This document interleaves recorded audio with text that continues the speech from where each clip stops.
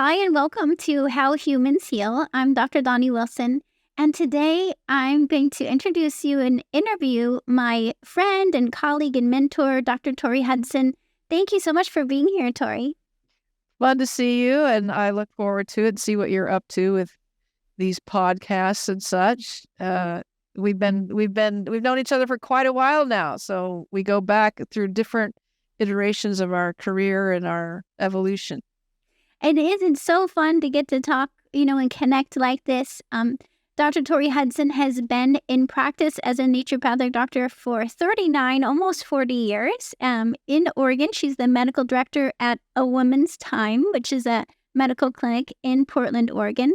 She also has been a teacher in many different roles at the naturopathic medical schools, and including was my teacher when I was at Bastyr University. So I look at you as one of my teachers of related to women's health, and also worked with you even in your clinic also, and in that way, became friends and mentoring me as I started to practice. So thank you again so much. I feel so grateful to you for everything you've taught me. But not only that, I mean, you've been so instrumental with bringing awareness to women's health. I think like around that time when I was graduating from Bastyr is when you came out with the first version of the Women's Encyclopedia of Naturopathic Medicine or Natural Medicine. This is one of the versions of that encyclopedia. And just to even think, this is one of the first books that was written about natural approaches, diet, herbs, and nutrients for women's health.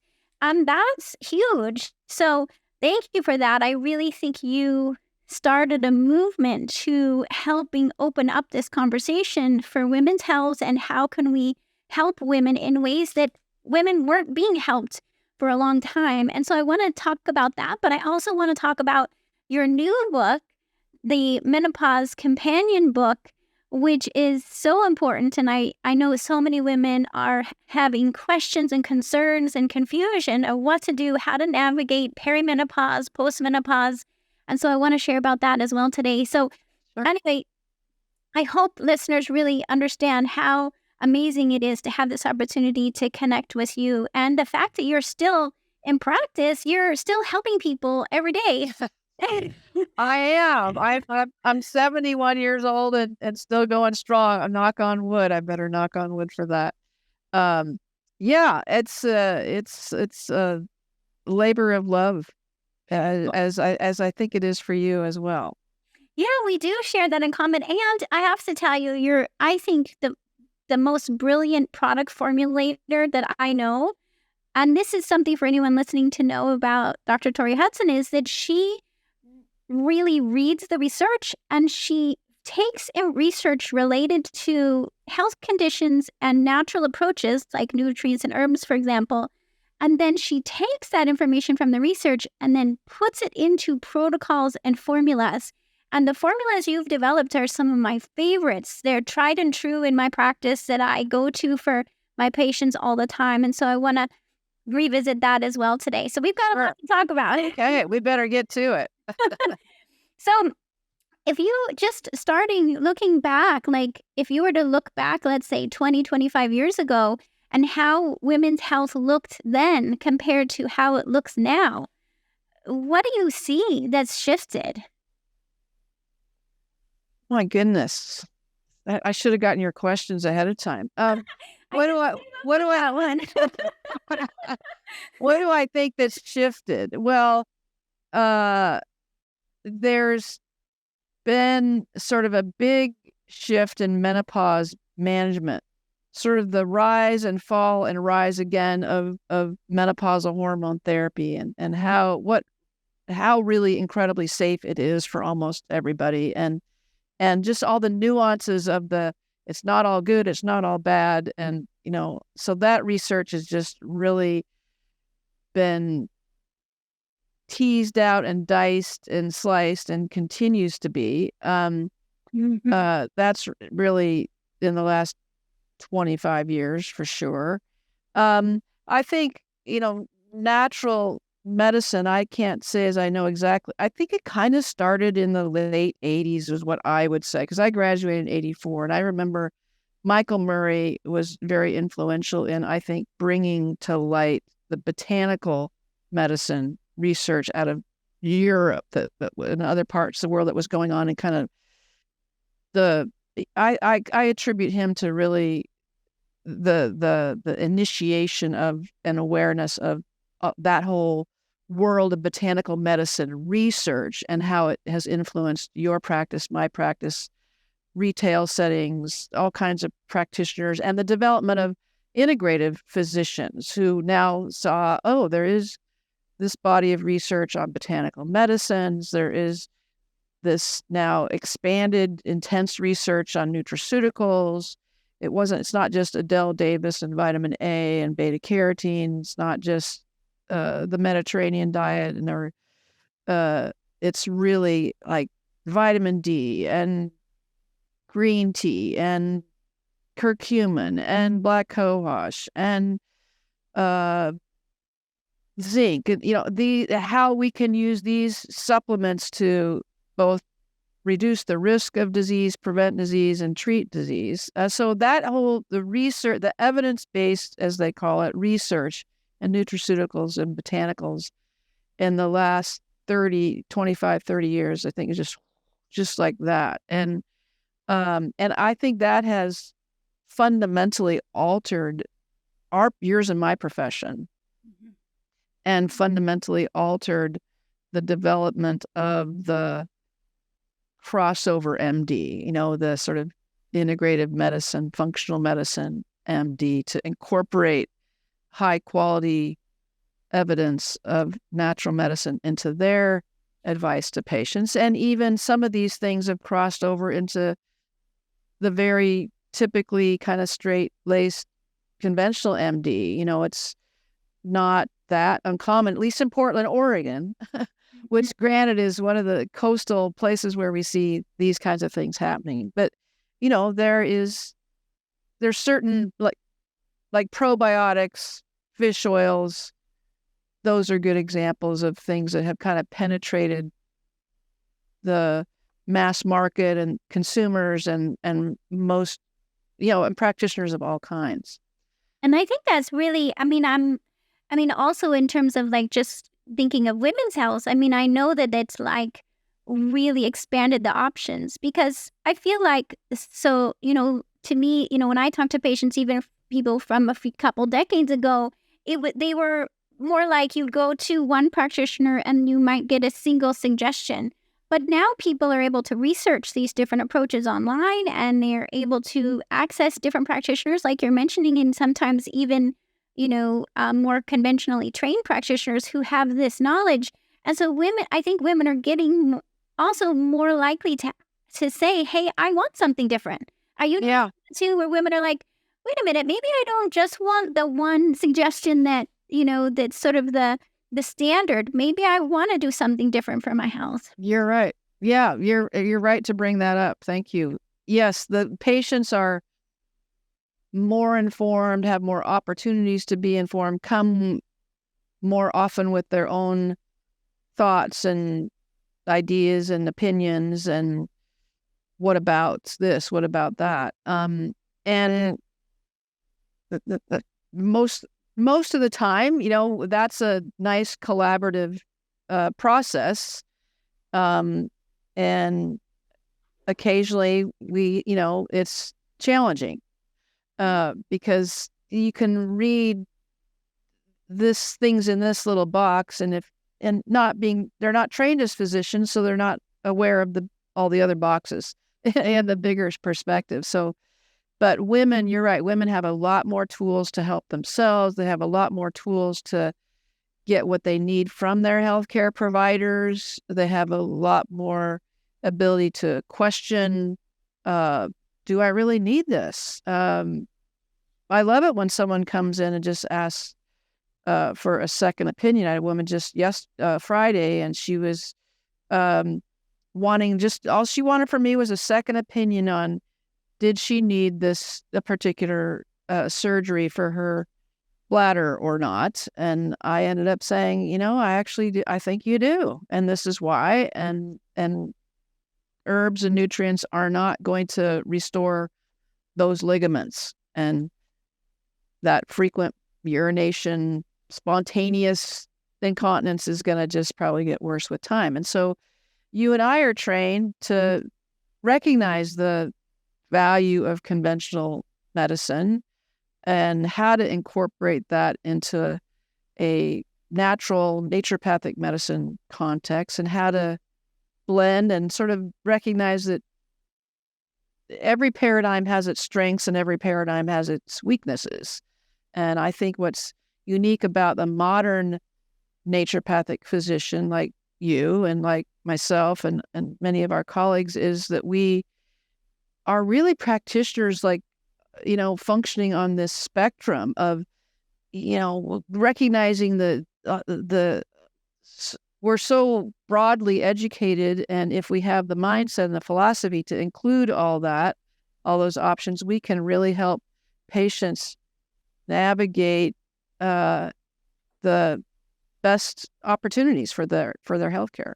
And it is tricky sometimes. I mean, especially when it comes to peri-menopause, postmenopause, and this is also why your new book is going to be such a resource for people.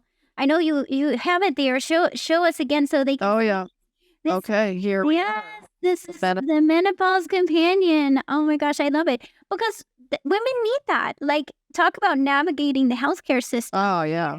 When you're, you know, and this is where I'd love, you know, what, you know, your description of this, but the way I think of it is like, I mean, peri-menopause is at least a decade before the period ends even. So that's already a decade of our lives. And then you have postmenopause, which is everything after that. You know, to realize, wow, this is a lot of years of our lives to be navigating these hormone shifts and potential symptoms and health issues. And women really do need help navigating that, especially because as much as there is, as you mentioned, more research coming out, I think there's still not enough research. So we're ultimately helping women navigate with as much information as we have, but we always want more information, right? We wish we Yeah, absolutely. More is better. and it's not always consistent, and it can be confusing. And I think an important thing to remember is there's rarely a one size fits all. I could maybe say never, but I won't say never. But there's rarely a one size fits all, which is, I think, the beauty of one of the things that we do in naturopathic medicine is really try to individualize the approach. And there's going to be, if 10 different women have hot flashes, there's going to be something that's common perhaps to our recommendation, but there's all the nuance of the rest of their health. And that's sort of I think a striking thing about anything related to perimenopausal and menopausal women is it's not only a long part of their life. In fact, for most women who are going to be living till their mid-80s, it's the most years of their life, actually. So these hot flashes occur in a context of do they have arthritis? What's their risk for diabetes? Do they have high blood pressure? What's their risk for Alzheimer's? It's like, here's the quality of life issues, which are fairly simple to resolve, most of them. And then here's the disease prevention issues and the disease treatment issues. And I think all three of those buckets really need to get addressed. Yeah, it's always, how do we look at the big picture and then help gather the information to help women make the best decision they can. But you're right, it's like it's so individualized. In the book, how do you handle that? How did you sort of like, because when you approach this type of top subject with a book, it's like you have to put it into chapters. So Yeah. Well, this book is less of a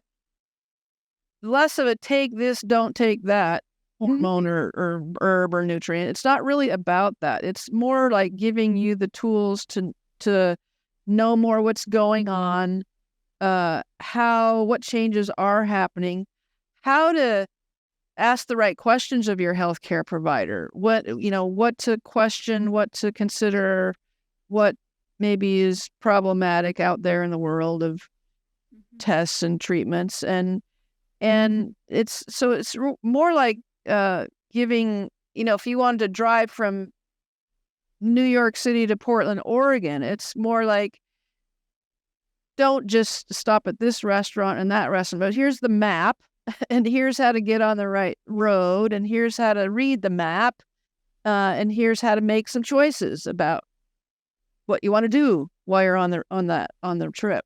Oh, I love that, because then it does make it like each of us as an individual, we are honoring that and saying, hey, we're all kind of coming at this with a different car, different set of yes, right? We need to but we really are navigate that same pathway.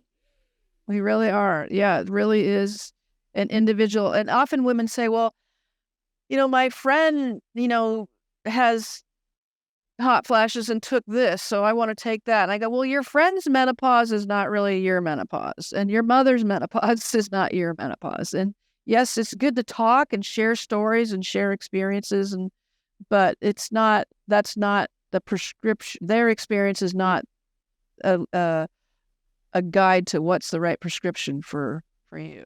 Mm-hmm. Yeah, so it's always like take that information, and then we have to look at all the different factors. In fact, I mean, maybe we take an example case just so people get a sense of how you help them navigate. I mean, one of the things that I always think of with you, Tori, that I use to this day in my practice, really, and I know that some of this is what we learn as naturopathic doctors, which is kind of this ladder of intervention of like, what do you want to try first? What do you want to try next? And you alluded to this a minute ago, where you're like, hey, we might not go straight to a surgery. We might first start with something else. So that's what we refer to as ladder of intervention in naturopathic medicine. But I think you use this ladder of intervention so elegantly.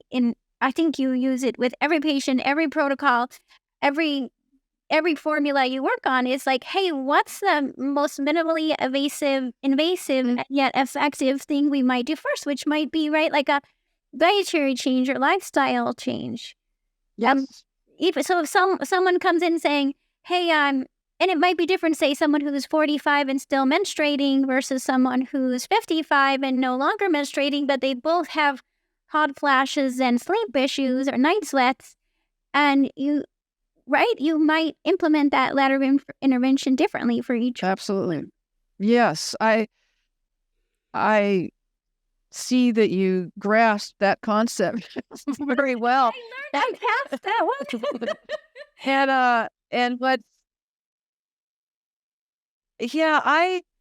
I think what's the opportunity for that way of thinking is it's not just a hierarchy for all circumstances. Like, we don't always just start, at least I don't. Mm-hmm. I'm not going to always just start with diet and exercise. I mean, number one, I'd be bored to death as a practitioner if that's all where I started with every person. So I have to be sustainable. But it's like, what is the hierarchy for this person? And this. Oh, interesting. Individualizing that, like, where are they? Where maybe they've already been implementing diet and exercise, and they're coming saying, I'm still getting night sweats. Yeah, it didn't work. Yes. Now what? Yes. I remember a story long ago. A woman who had severe osteoporosis. She was quite young, and she wanted natural medicine treatment. And I mean, she was, quite young. And so there was a particular concern about her because she's got, 45 more years to go in her life, most likely. And I kept, after I got the lay of the land, I would make my recommendations, and she goes, yeah, but I eat, green leafy vegetables all the time. And I'm like, well, yeah, but you have osteoporosis. So that's not the answer. Yeah, but I eat lots of green leafy vegetables. Yes, but that's great. But you have severe osteoporosis. And so we have to do something different. We have to do something else. We have to add to that. Yes, exactly. Yes, And that does come up, that's a bit of a dramatic one, but I can think of others, like even with hot flashes. Well, I eat soy every day, and she's sweating all night long and waking up 12 times a night and not even comfortable with people at work because she's sweating. I'm like, well, it's not working, So diet is probably not going to cure your hot flashes and night sweats because you've actually already picked the food that would most likely help you, and it's not. So we got to move up the ladder. And so then there's herbs, and I know like in your in your books and in your work, of course you're always looking at like, okay, what if someone's having hot flashes and night sweats, which herb are you most likely to have them try first, or combination? Yeah. Well, I look for what I call 2 furs, 3 furs, and 4 furs. So what herb in that case, what other problems does she also have that might be helped by the herb that I'm thinking for her, or herbs I'm thinking for her hot flashes? So I'm looking for, okay, is she struggling with her mood?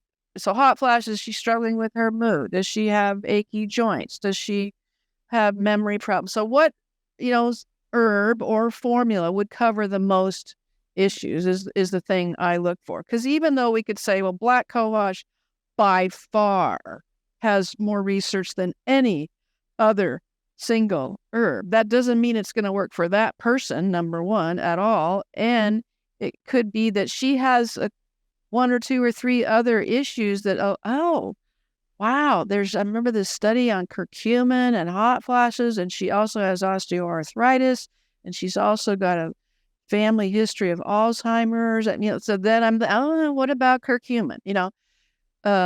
That's an example of sort of the 2 fur and the 3 fur. I call it multitasking. It's like, then the herb can multitask. Yeah, the herbs can multitask. That's a good one. And people, women, people, anybody, humans, you have more than one problem at a time often. We don't just have this one little thing going on. Are you ready to discover your unique stress type? We're all affected by stress, but why fight it when you can master it? Take my free online stress type quiz today and conquer your burnout. We'll measure your energy, sleep, mood, focus, and body to determine how your body is built to deal with stress. Then we'll work together to take precise action to help you get out of stress mode and become resilient to it. It's time to master your health. Let's go. I love to see younger patients as a relief sometimes. So a little bit of a reprieve, because most of them are too young to have too many problems. That's one thing. Yeah. I mean, it's not always the case, and some of them can have unfortunate situations, but often it's like, I'm 25, I have these premenstrual symptoms. I'm like, great, easy. That's easy. Let's do that, right? Yeah. And then, so then if they're like, say they're either, I want to cover the hormone replacement part a little bit. Like say a woman's like, well, I'm hesitant about hormone replacement for one reason or another. Again, like you mentioned at the beginning, there's newer research that's helping us as even providers become more comfortable with hormone replacement. But some women are like, well, I'm not sure if I want to do that.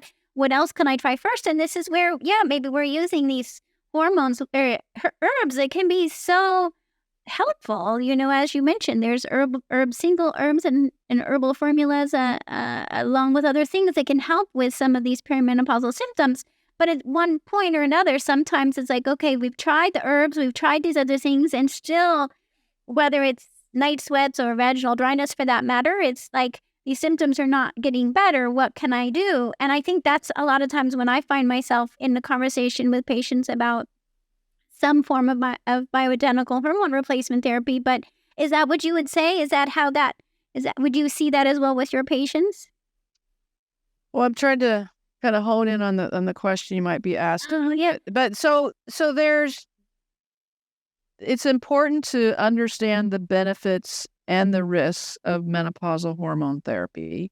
Mm-hmm. It's, if not it, and menopausal hormone therapy and birth control pills, I think, are the two most studied categories of drugs in the history of the world. Well, So we have a lot of research, and over decades. So, it's important for the practitioner to understand intellectually, academically, what are the benefits, what are the risks for all comers. And then our patient, is she, age, some of the most important determining factors is how old is she now? When did she become menopausal?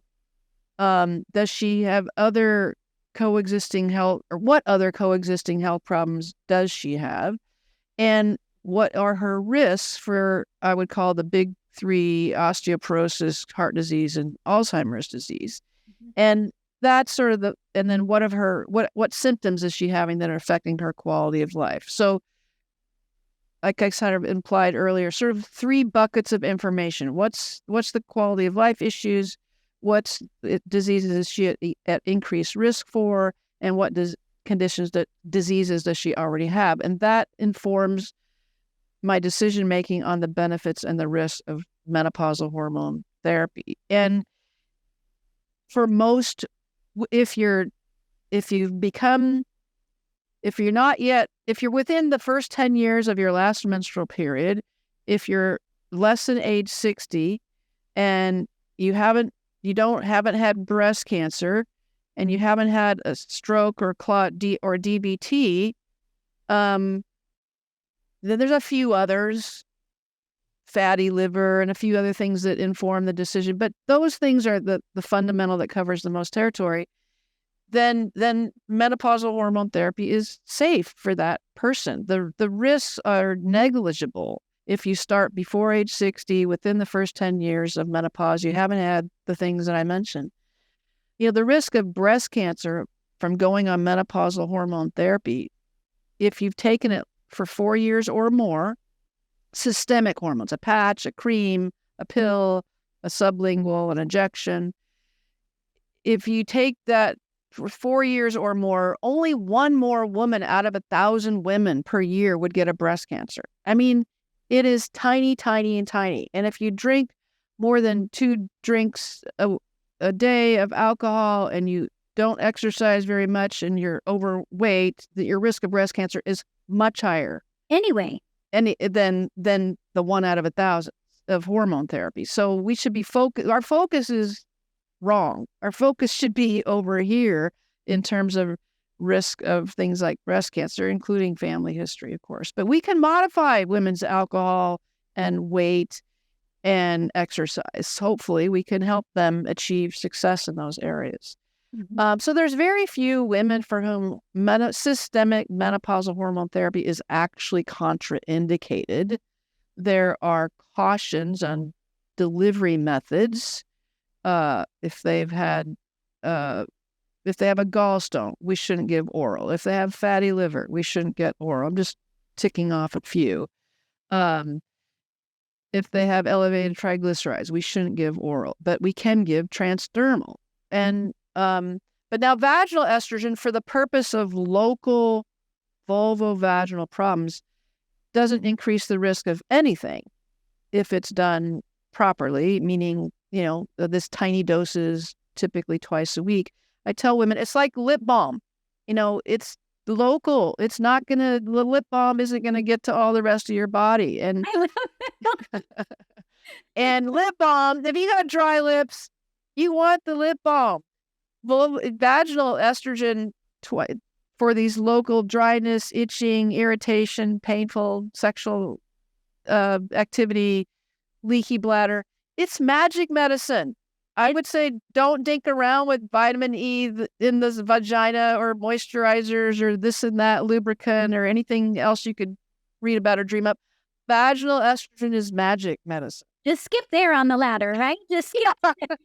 I mean, if a breast cancer patient, we have to have a conversation about it, and the standard of care guidelines is to start with a moisturizer if you're a breast cancer patient. But even gynecologist societies and menopause societies say you can use these tiny doses safely in a breast cancer patient for vaginal symptoms.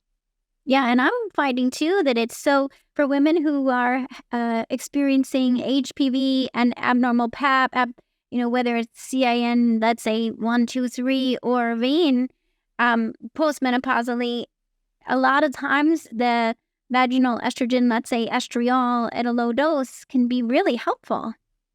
Well, it just, number one, it'll help them feel comfortable if they're having symptoms. But yeah, it's like you're improving the vaginal ecology with a little tiny bit of vaginal estrogen, and that relates to bacterial vaginosis. And we're finding that this ecology thing and the species of lactobacillus might be relevant in HPV as well. And vaginal estrogen gets you a healthier ecological environment and balance of organisms.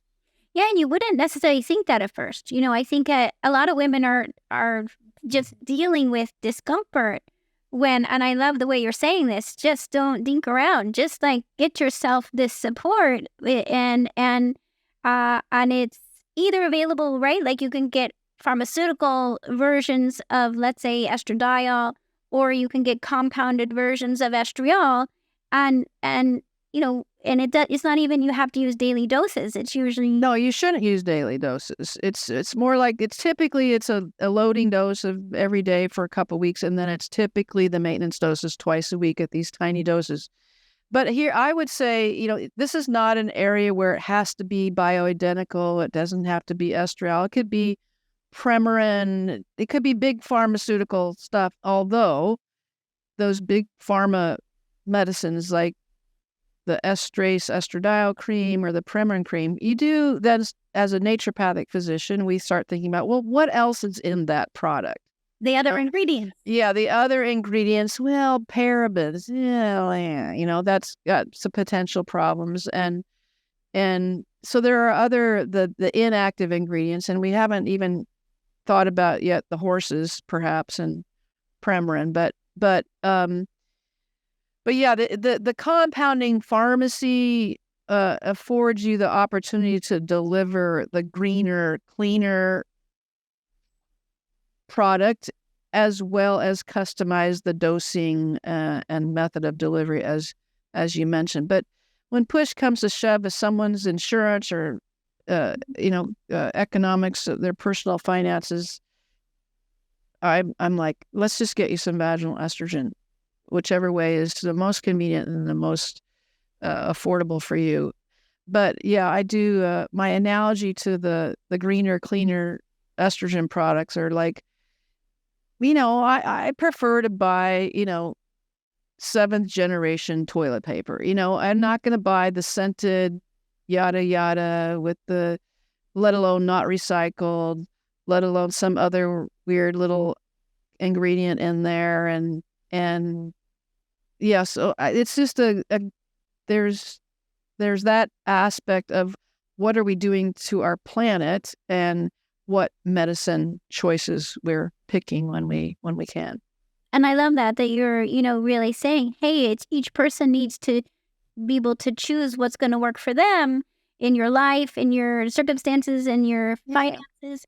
But at the same time, for women to know, hey, this is something that should really be on your radar and on your to-do list in your regular routine, not only for vaginal health, but then and not even if you're having, not necessarily just for sex, but just for comfort and prevention. Yes, absolutely. Yeah, if someone I tell women, okay, you're reporting to me that you're noticing this dryness, this discomfort because of your sexual activity, and I try to tell them, because I've seen over the years, if she stops having sex, she stops doing the medicine, and I tell her that, well, number one, you might want to have sex again, so you're keeping this tissue healthy for the future. But also, if you have dryness and discomfort with sexual activity, it means that you are now going to be at increased risk for vaginitis, urinary tract infections, possibly HPV,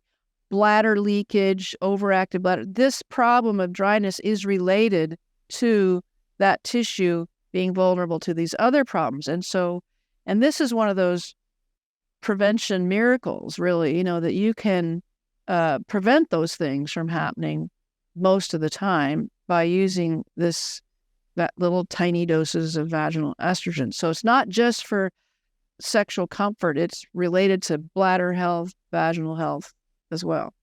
Yeah, I love that. And that you connected also the research to the biome, like realizing, wow, the vaginal biome relies on healthy estrogen levels in the cells. And then that biome is, there's so much more interesting research. We could talk again, do a whole nother conversation just about, we have you don't have a lot of time left, sorry, but and thank you so much for what you've shared. And again, want to mention to anyone who's listening, I'll make sure to put your book in the books and the podcast notes, as well as, to note some of your formulas. Again, some of my favorites from you include your black cohosh. I don't know how you managed to find the version of the plants that's most effective. I don't know. I just think of it as your magic, because I've had patients try different kinds of black cohosh or different kinds of chaste tree berry, and they don't get the same benefits from it. And your company, Vitanica, the formulas you make with Vitanica, I know that that's my gold standard. I know if I'm going to be like, hey, I want to try black cohosh, we're going to try the Vitanica black cohosh. And if that's not helping, then that says to me, then we can move on. Yeah. Let's move on, because I know that it has a certain effectiveness. Same with your chaste tree berry. These are individual formulas, but you also have, for example, you mentioned bladder infections. My favorite formula clinically for bladder infections is your Cranstat Extra formula. Let alone your slow flow for heavy menstrual bleeding. These are formulas I've been working with for more than 23 years in my practice, and I just see over and over again they're helping women. So thank you from the women. Sweet. You've been helping, and for, again, I think people will hear from this interview how you really think things through, and I think that's why your formulas are so much more effective. Well, thank you. That's the goal, for sure. And it's very confusing for consumers and for practitioners that aren't really paying attention to what is, you can go to the store. They can go to the store, or let alone even worse, online. Oh, black cohosh, 1 capsule twice a day. And this one is $12 and this one is $24. And you're going, well, this one says it's 500 milligrams for $12. And this one says it's 40 milligrams of a standardized extract for $24. This looks like the better deal. It's not the better deal. And who's going to not, it takes some education to know that. It really does. Also your CCDG is a tried and true for HPV cases. And it makes so much sense. It's otherwise we're trying to get the curcumin and the green tea and the Coriolis and the DIM in separate bottles. And you're like, let's just put it all in one bottle. How about that? I'm like, that. Let's make life a little easier and more easier to navigate, right? For everybody. And that's what you do, Tori.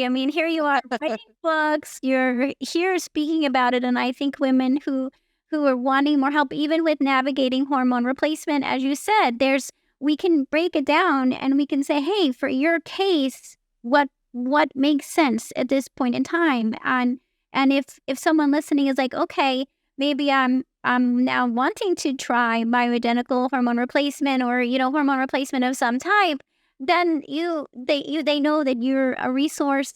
I think do you also work with patients virtually? I do. I used to just rely on you on the East Coast and me on the West Coast, right? But yes, I do. But I I stick to the letter of the law, and so. Well, it's a couple things.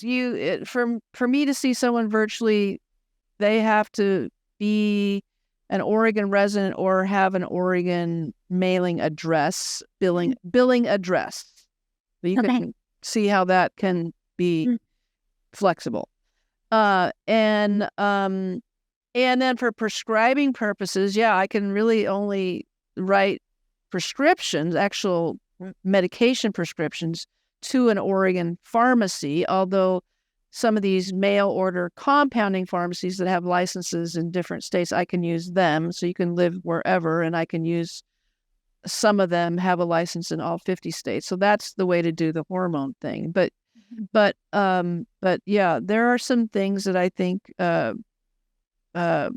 make it much easier. Certainly these days you can be a virtual patient, but I would caution your listeners to really, if you're going to go that direction, is this person licensed in the way that you think they are and you want them to be? And are they practicing within the scope of their license? And because you don't want to get in trouble, and you don't want your pharmacist to get in trouble. And maybe your doctor will get in trouble, but they chose to get in trouble. But mostly, like, what is their education? What is their qualification? What is their licensure? That's important, because even within our profession, there are NDs that did not graduate from an accredited naturopathic medical school and take a state or national licensing exam. And our beloved American Association of Naturopathic Physicians is the kind of go-to resource source for accredited, licensed, went to a naturopathic accredited medical school. Those are the naturopathic physicians I think, your listeners want to seek out. So thanks for helping out all those East Coast people that write me. I have abnormal pap smears, or I have this and that. Who do you know on the East Coast? I know someone. Here she is. Yes, well, and I was trained by you, so what's in my. Well, you have a skill set of your own, and I see your book on the back shelf there, which is terrific. Thank you for sending that to me when that came out.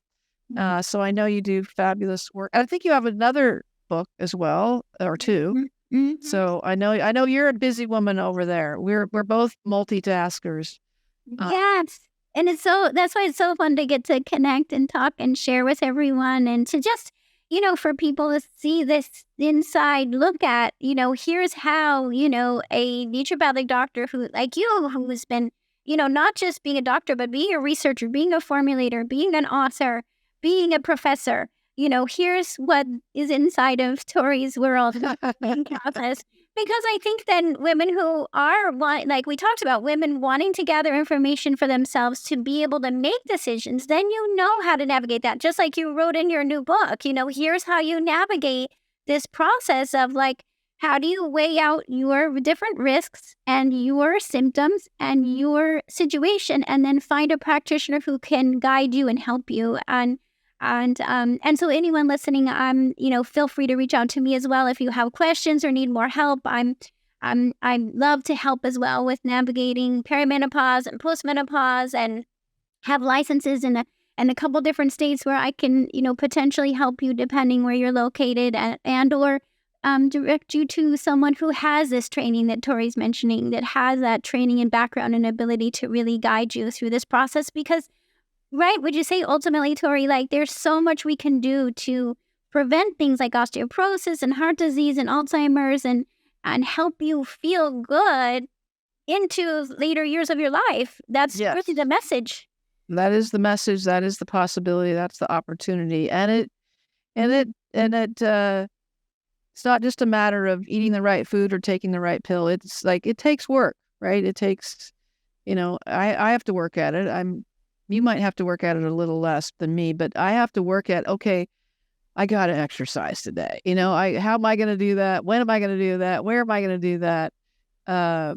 So it takes an attentiveness and an intention, and occasionally, not occasionally, many women, you have to revisit the attentiveness to ourselves. And most of my patients, that's a regular conversation. Like, how can I help you make change? And it's not just, you don't have to be perfect. You just have to practice and make some steps. So speaking of patients, I should go see my 1:00 person who's waiting for me. Swell to see you. I hope our paths cross in person again soon. Very good. I hope Thanks so. for having me. Thank you so much, Tori. Talk to you soon. Thanks for listening to How Humans Heal. If you liked this episode, leave a rating and a review. And for more resources, visit drdonnie.com.